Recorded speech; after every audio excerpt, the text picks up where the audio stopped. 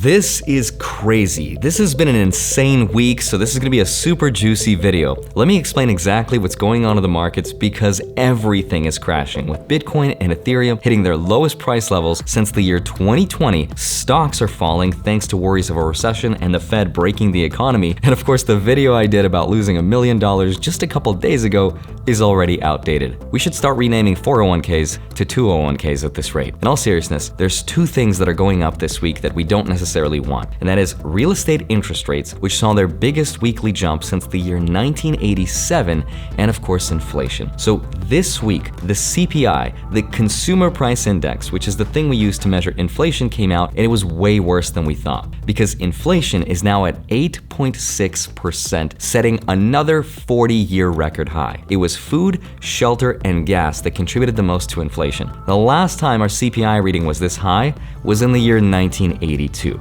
But here's the kicker. All of this news comes at a time when the market is at its most sensitive point. So let me show you the market data first, and then I'll help break down exactly what's happened. But remember that all the data that we have today is data from last month. So everything we know about May is just coming out in June. So here's where the story begins. From January to March of this year, the cost of living kept going up and up until by March this year, we reached 8.5% in our CPI reading. But then April numbers came out in May, and it was lower. It was 8.2%, which means maybe that means inflation is now behind us. For the rest of the year, we're gonna go down. Imagine you're seeing a graph that goes up, and all of a sudden, boom, it goes down. It gives people hope that now the worst is behind us. But then, you'll never get this, because come June, May's numbers come out, and now we get 8.6%, which means now there's another inflection point, but to the upside. That's not what we want, because now we have no idea, once again, how high and how bad inflation will get before it gets better. And anytime the market is not sure what's gonna happen, it becomes unstable, which is sometimes referred to as volatile. So in response to these crazy market conditions, Papa Powell steps in and increases the federal fund rate to cool down inflation. But here's the most interesting part. The market knew exactly how much interest rates would go up by. In fact, I made a video about this on May 2nd, and I explained in that video exactly how the market would do this. Now, I'm gonna assume you're not an ultra nerd and you don't watch every single one of my videos because they're honestly not that good, but if you did watch that video, you might have remembered something called the Cme Fed Watch Tool. And in that video, I showed that the market was pricing in an 88% chance that come June 15th, our federal fund rate would fall anywhere between 150 basis points and 175 basis points. In other words, 1.5 to 1.75%. And what do you know? That is exactly where we are today. Because after June 15th, this week, our federal fund rate went up from 1% or 100 basis points to now 175 basis points or 1.75%. So the market knew exactly what was going to happen. So if that's the case, then why is the market crashing? And that's what I want to help explain in today's video. So if that sounds interesting, let's get right into it. Hi, my name is Andrei Jikh. Hope you're doing well. Come for the finance and stay for the Explain It Like I'm 5 version of what happened this week. So first, let's talk about the granddaddy of all interest rates, the federal fund rate, which this week Papa Powell increased by 0.75%. And true story, this is the single biggest increase since the year 1994. So once again, millennials got the once-in-a-lifetime economic event for like the 15th time this year. Now here's the catch.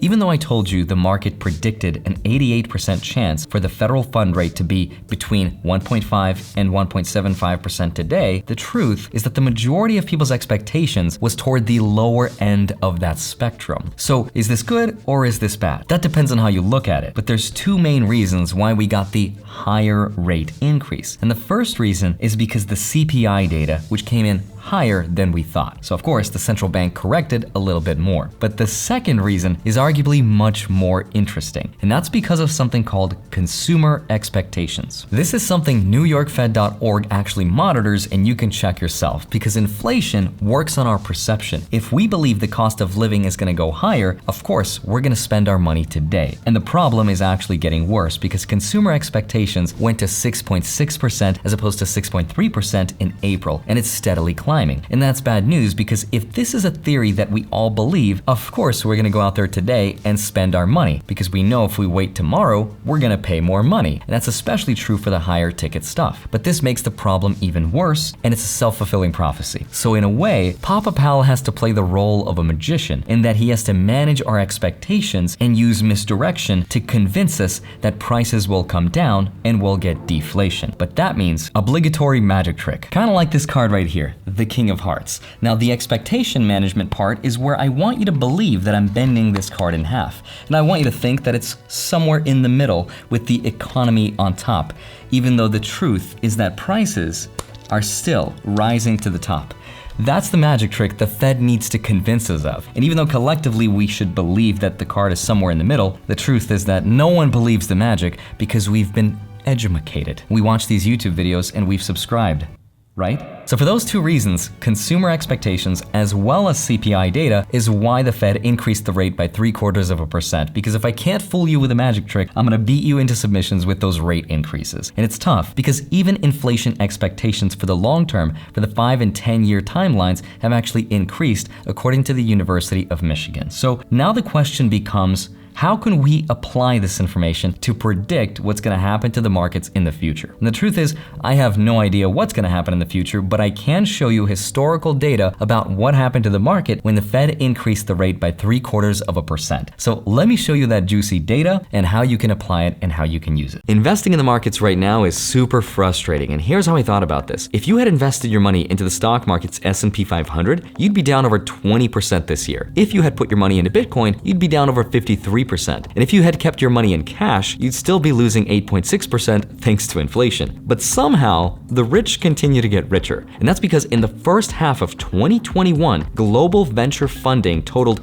$288 billion of invested money. So Wall Street makes it easy for themselves to continue to get richer because they invest billions of dollars into early stage startups, which allows their money to discover the Ubers and Googles of the world before they become billion-dollar companies. But in order to invest in early stage startups, you have to be an accredited investor, which means you have to make $200,000 a year or more for at least 2 years, or be worth $1 million. And unfortunately, that excludes 95% of the US population, and that's how wealth is protected and controlled by the few. And that's where today's sponsor comes in, Sweater. Sweater is the first and only VC fund that's designed for everyone, regardless if you're accredited or not. You can invest in startups. I believe in their mission so much that I've personally invested my money into their company, and Sweater is a fully managed fund, and that means their investment team invests money into venture-backable companies on our behalf. They handle the entire process, from making the investments, conducting the research, and reporting back in real time to the Sweater members. I also met with their founder, Jesse Randall, and I agree with their belief that venture capital shapes the future, and the right to shape the future belongs to everyone. So if you click the link in the description below the video at sweaterventures.com/Andre, you can skip the line and start investing like the rich. I'm so excited, and I hope you'll join me. Thank you, Sweater, for sponsoring this portion of the video. Now let's get back to it. All right, so the last time the Federal Reserve increased the federal fund rate by 0.75% was in 1994, and here's what happened. At that time, their Papa Powell was Fed Chairman Alan Greenspan, man who looks like he's really proud of himself for catching you cheating on his calculus test. Now, he started a campaign to increase the federal fund rate 7 times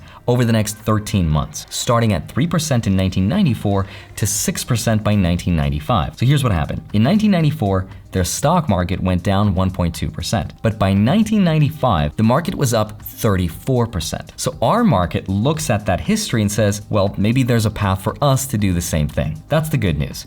Here's the bad news. Probably not gonna happen. And that's because our stock market is already down over 20%. And at that point in time, they were starting to increase the rates from 3% to 6%. We haven't even gotten to 3% yet. For context, we're still at 1.75%. We have a ways to go before we even reach 3%, and that's in the face of red hot inflation of 8+%. So the question is, where will our interest rates be at the end of this year? So let me introduce you to that nerdy tool that I talked about before, the Cme Fed Watch Tool. Here's how we can use it to figure out where interest rates will be at the end of this year. So here it is, December 14th, 2022, the time of the last rate hike. 5 graphs with 5 different probabilities. So far, the market thinks there's a 39.4% chance the rate will be anywhere between 3.5% and 4.25%. But the market also thinks there's a 32% chance it'll be between 3.7% and 4.5%. So here is what it means. There's roughly a 70% chance that at the end of the year, the federal fund rate will be anywhere between 3.5% and 4.5%. That's what the market is pricing in. Now, the Fed also has its own guess, and it's telling us that the Fed fund rate will be at 3.4%. So the good news is that rates are climbing, which should bring inflation down. Now, let me just summarize everything I told you and how you can actually apply it in a super useful way. Now, I'm not a real estate agent or a loan officer, but here's how you can use this information to hopefully help you out when making a bigger decision on taking out a loan to buy a house, for example. So here's what I did. Step 1,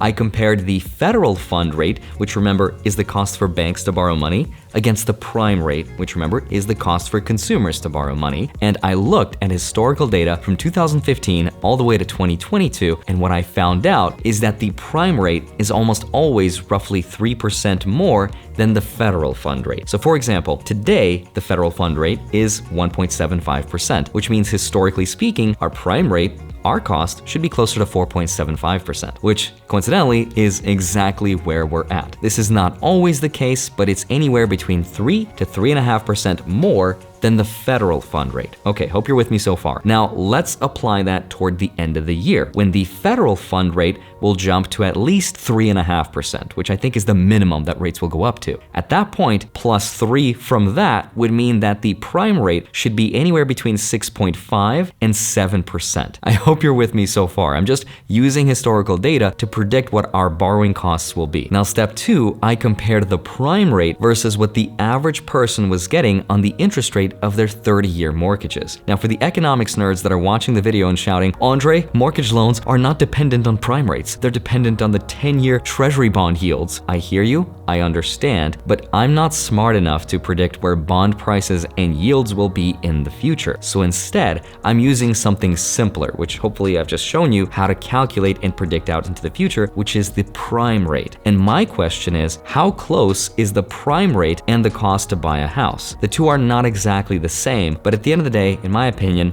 all interest rates are tied together in some way or another to some degree of margin. And my question is, how close are the two really? So let me show you the data, which is going to seem a little complicated at first, but I promise I'll break it down and help explain what it means. In December 2015, notice the prime rate was 3.5%, but the average 30-year mortgage loan had an interest rate of 4%. Then I looked on December 2016 when the prime was 3.7%. The average loan was 4.1%, so only 0.25% away. March 2017, prime was 4%, and mortgage loans were 4.2%. June 2017, prime was 4.2%, and mortgages were 3.9%. December 2017, prime was 4.5 and mortgages were 3.9. December 2018, prime was 5.5 and mortgages were 4.6. October 2019, prime was 4.7 and loans were 3.5. May 2022, prime was 4 and loans were 5.25. Here's what it means.